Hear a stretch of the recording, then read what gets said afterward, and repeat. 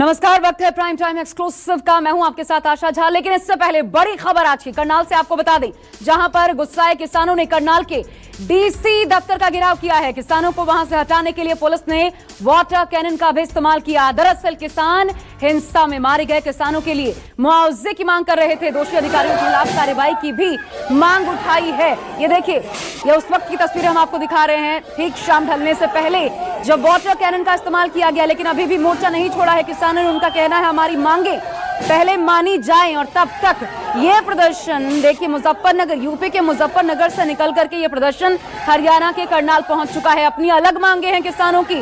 वो मांग ये है कि पहले जो एसडीएम आयुष सिन्हा, उनके खिलाफ पर्चा दाखिल हो, यानी कि उनके खिलाफ एफआईआर करवाई जाए, कार्रवाई हो उनके खिलाफ।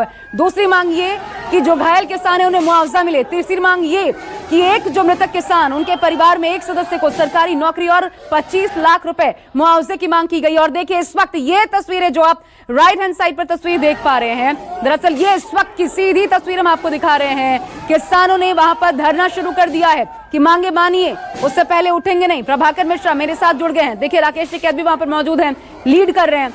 प्रभाकर, अभी की पिक्चर क्या है? अभी किसान कहां पर हैं? क्या डटे हुए हैं कि जब तक मांगे नहीं मानी जाती हटेंगे नहीं? क्या जानकारी है? देखिए आशा, फैसला यही हुआ संयुक्त किसान मोर्चा की तरफ से कि जब तक मांगे नहीं मानी जाएंगी तब तक किसान धरना देंगे। और कहाँ धरना दिए हैं किसान? तो यहाँ का जो डीसी ऑफिस है, यहाँ मिनी सचिवालय बोलते हैं। मिनी सचिवालय का मतलब होता है कि जिला के जितने अधिकारी होते हैं वो सब यहीं बैठते हैं। और उस मिनी सचिवालय के गेट पर किसानों ने धरना दे दिया। किसान नेता वहाँ बैठे हुए हैं और भारी तादाद में किसान है।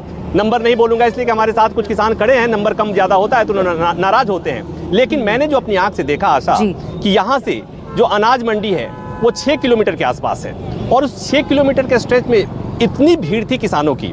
और सबके हाथ में, एक बात मैं और कहूं कि जब वहां से किसान चले थे तो बार बार अपील की जा रही थी कि कोई किसान अभद्रता नहीं करेगा, कोई किसान हिंसा नहीं करेगा। हालांकि किसानों के हाथ में, लगभग सारे किसानों के हाथ में लाठी डंडे थे, क्योंकि अब किसानों में आक्रोश भी था।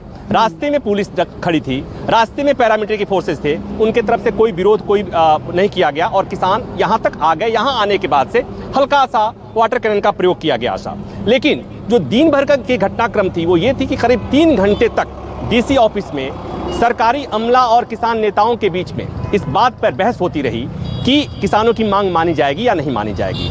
और सरकार की तरफ से सीधे ना कह दिया गया।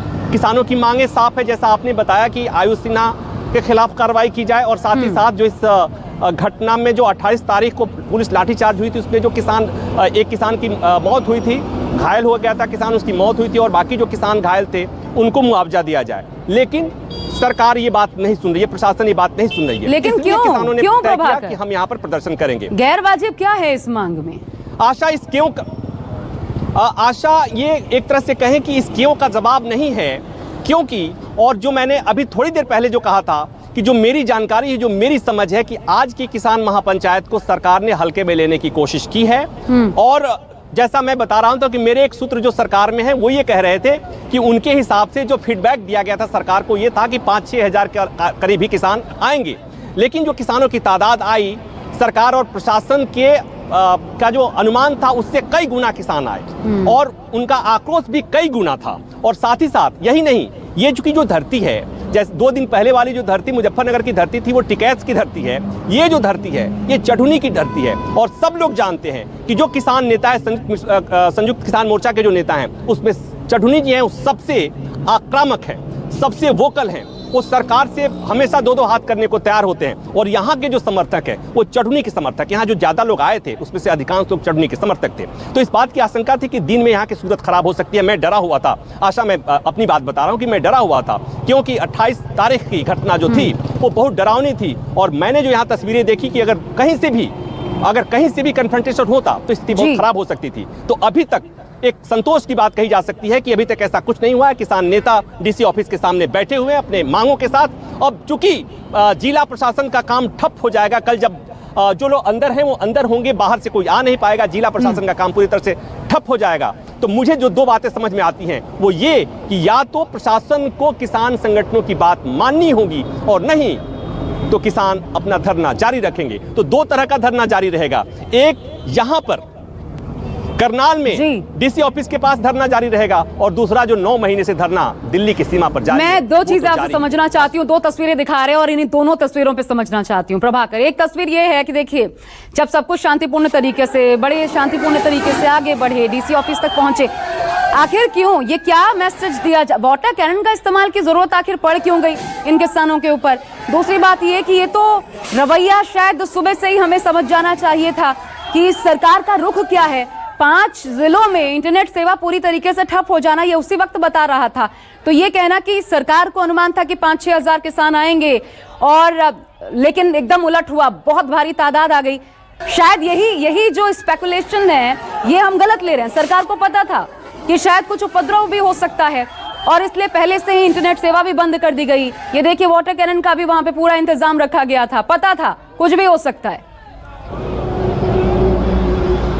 आशा, मैं इस सवाल का जवाब कि आखिर सरकार बात क्यों मान नहीं रही, इधर आइए आप। ये आखिर सरकार को ये किसानों की बात मानने में दिक्कत क्या है, सरकार क्यों नहीं मान पा रही, आप क्या समझते हैं? नहीं सर, देखो 9 महीने से ऊपर का टाइम हो गया। यहाँ की बात, आज वाली जो बात में है, यहाँ जो मांग है आज की मांग, आज की मांग ये है सर, जो 28 तारीख को ग्राउंडा में जो घटना हुई थी, किसानों के ऊपर अच्छा मतलब लाठीचार्ज किया था उन्होंने, अच्छे किसान को जख्मी किया गया। उसके बाद आपने 5 तारीख को वहाँ मुजफ्फरनगर भी देखा होगा, वहाँ भी अच्छी भीड़ थी। फिर मैं कह रहा हूँ कि सरकार क्यों नहीं मान, प्रशासन क्यों नहीं मान रहा है इस मांग को? सरकार राजनीति कर रही है सर।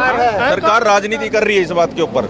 जो ये खट्टर सरकार, निकम्मी सरकार, लुटेरी सरकार है, ये राजनीति के अलावा और कुछ नहीं कर रही है। किसानों को जूते मारने का, डंडे मारने का काम कर रही है। आशा, जो मैंने अभी तक देखा यहाँ इस बीच रोक